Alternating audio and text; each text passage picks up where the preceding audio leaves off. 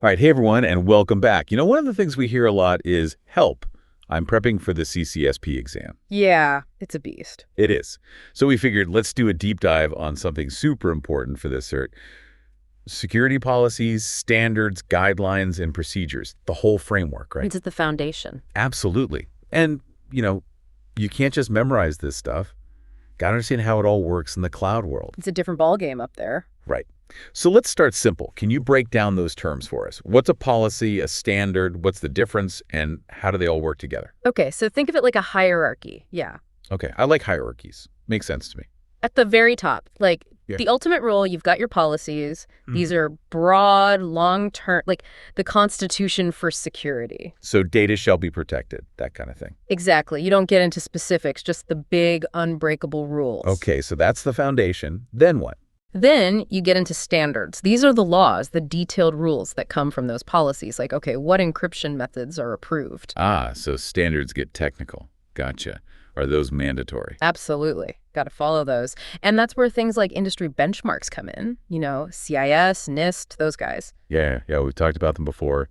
Great resources. Right, worth checking out. Some vendors have their own guides too, which can be helpful. But then there's the less strict stuff, like guidelines. Oh, so this is where it gets more flexible. Yeah, these are best practices, recommendations, good advice, like, using strong passwords or encrypting your Wi-Fi.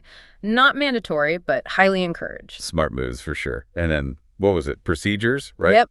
Those are your step-by-step instructions, the how-to manuals. Some are mandatory, like incident reporting procedures. Others, well, depends on what they're for. Right, okay. So just to be crystal clear, policies and standards are must-dos, guidelines are suggestions, and procedures, well, depends. You got it.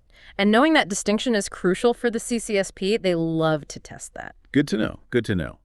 But let's get into the nitty-gritty here. I'm studying for the CCSP, so I need to know how all this applies to the cloud. What are the big things I need to remember about securing data in the cloud? What are the gotchas? Well, first off, remember that in the CCSP, it's all about the data. How are you storing it? How are you transmitting it? And what happens when you don't need it anymore? The whole life cycle. Right, because the cloud changes things up a bit, right? It's not just sitting on our servers in the basement anymore. Exactly. So starting with storage, policies need to be really clear about where different types of data can and cannot be stored in the cloud. So like super sensitive stuff maybe can't go on any old cloud platform. Right. You might need on-premise solutions or a specialized cloud provider, and then access control. That's huge in the cloud. Because it's so easy to share things by accident. Yep. Policies need to lay out who gets access, how they get it, how it's monitored, the whole 9 yards. Strong passwords, MFA, all that good stuff, right? Absolutely. And then, of course, there's encryption.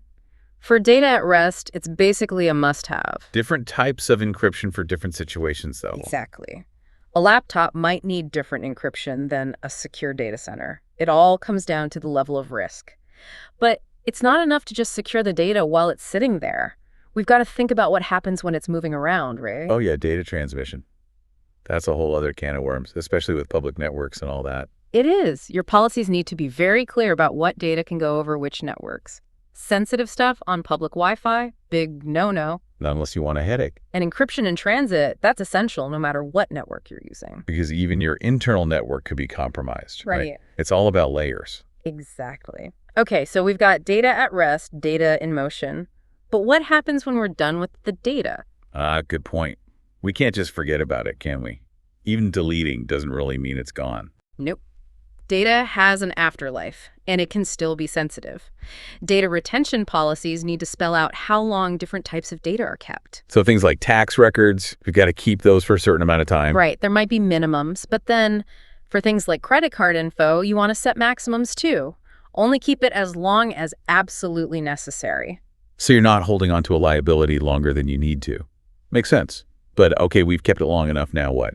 How do you actually get rid of it securely? Data disposal. This is where it gets interesting and where a lot of organizations make mistakes. Deleting isn't enough. You need a policy that spells out how to securely wipe data, make it unrecoverable. So we're talking specialized tools and techniques here. Absolutely. You got to make sure that data is gone for good. Imagine if someone got their hands on old customer data that wasn't properly wiped. It'd be a disaster. Yeah, a real PR nightmare. So data disposal, that's a whole science unto itself. I'm Yeah. definitely starting to see how all these pieces fit together. It's all about managing risk, right? It is, and that's what the CCSP exam is all about. Understanding these concepts, how they apply in the cloud, and why they're so critical. Okay, so this is all good stuff. But I think it would really help to see how these policies work in action. Yeah, let's bring it to life a bit. Exactly. Maybe next time we can dive into some real-world scenarios, some case studies, and see how these policies make a difference. I like where your head's at. Let's do it. So, ready to dive into some real-world stuff, see how these policies actually work? Oh, yeah. Hit me with it. I learn best by example. All right, let's say you're brought into a company, brand new to the cloud. They're excited, but kind of clueless about security. Oh, I've been there. It's like they see the cloud as this magical solution, but I haven't thought about the risks. Exactly. So your job, your mission, is to build their cloud security policies from scratch. Where do you even start? That's a big one. Well, I guess step one, got to figure out what they're working with, right? What kind of data do they have? Spot on. Data inventory is key. What's sensitive, what's not. Gotta classify it all. Can't build policies in a vacuum. Right, because some data just can't go to the cloud, period, Right. or needs extra precautions. Absolutely. So once you know your data landscape, you start setting those boundaries. What stays on premise, what can move to the cloud. And even then, not all cloud providers are equal. Yeah. Right. Got to choose wisely. We got it. Looking at their certifications, their security audits, their encryption, making sure they meet your standards. It's like due diligence, but for the cloud. Exactly. And then you've got to think about who within the company needs access to this cloud data. Right. Access control is huge. Yeah. You can't just let everyone have the keys to the kingdom. Absolutely. So how are you going to grant and revoke permissions? How will you monitor for anything suspicious? Strong passwords, multi-factor authentication, all those layers, right? All of that. And then, of course, there's encryption. Data at rest, data in transit. Got to keep it locked down tight. Can't forget about encryption, especially with all the data breaches we hear about these days. Makes you paranoid. For good reason. All right, so you've got the right data in the right cloud, access is controlled, everything's encrypted. Feeling good. Feeling pretty good, yeah. Like we've got a solid foundation, but things happen. People make mistakes. What about incident response? Ah, yes.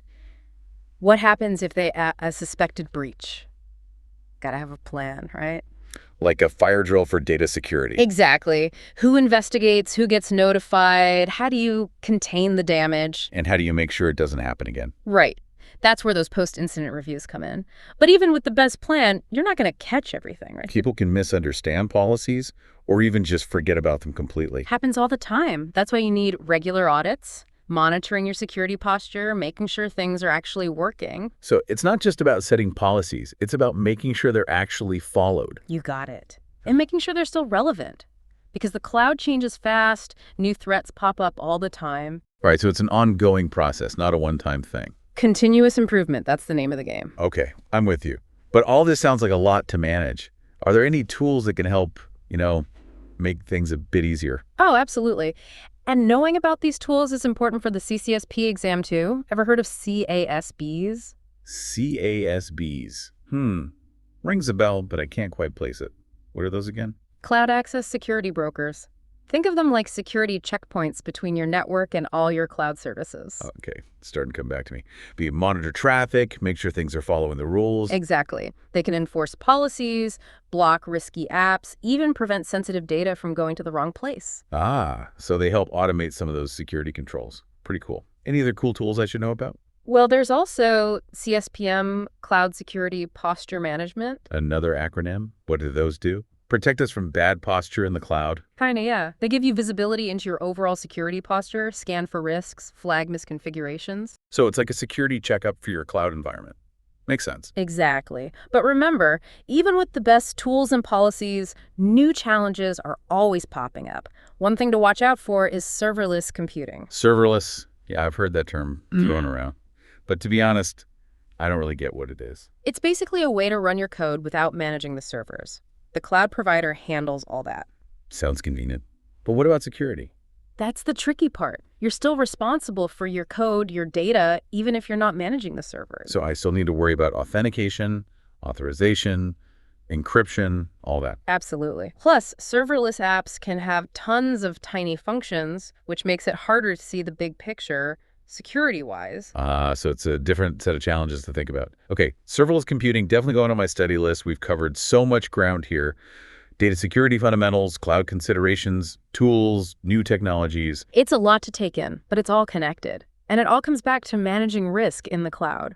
Right, it's not just about knowing the buzzwords. It's about understanding how to actually apply this stuff in the real world. Exactly. So, ready to keep going? We've still got more to unpack. Wow, okay, so much to think about.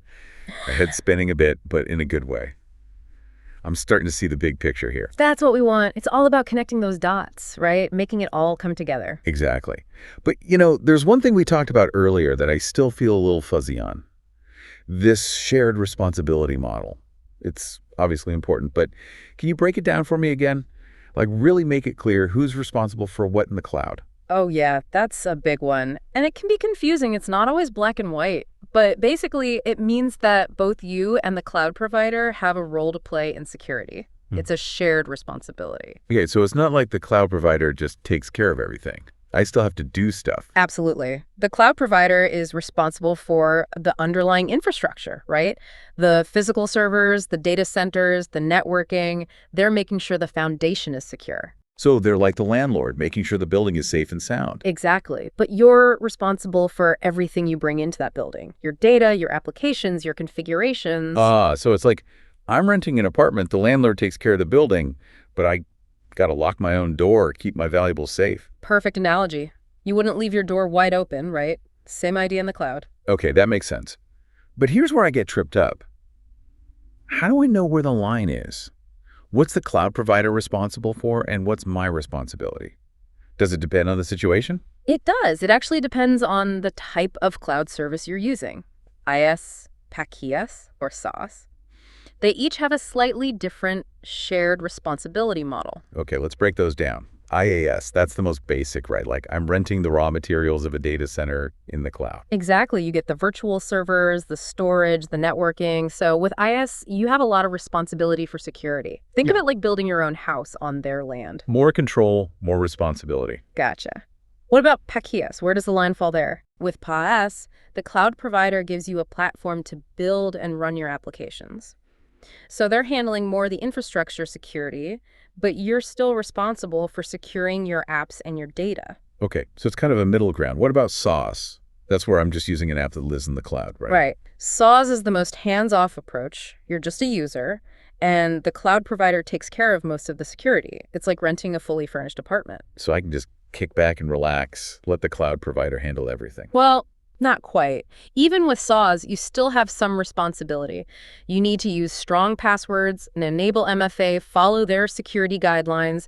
You're still in charge of locking your own door, even if the building has a security guard. Okay, makes sense. Okay. So no matter what, I got to be aware of security, even in the cloud.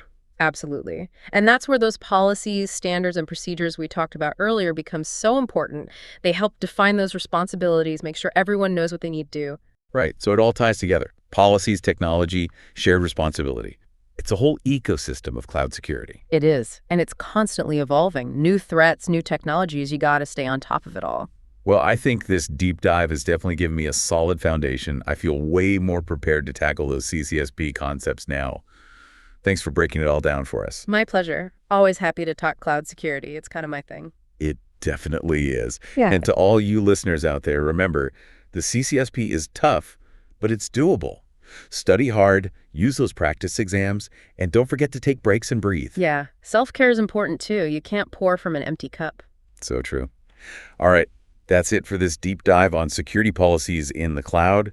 We hope you learned something, and most importantly, that you're feeling a little more confident about that CCSP exam. Until next time, stay curious, stay secure, and good luck with your studies. See you next time.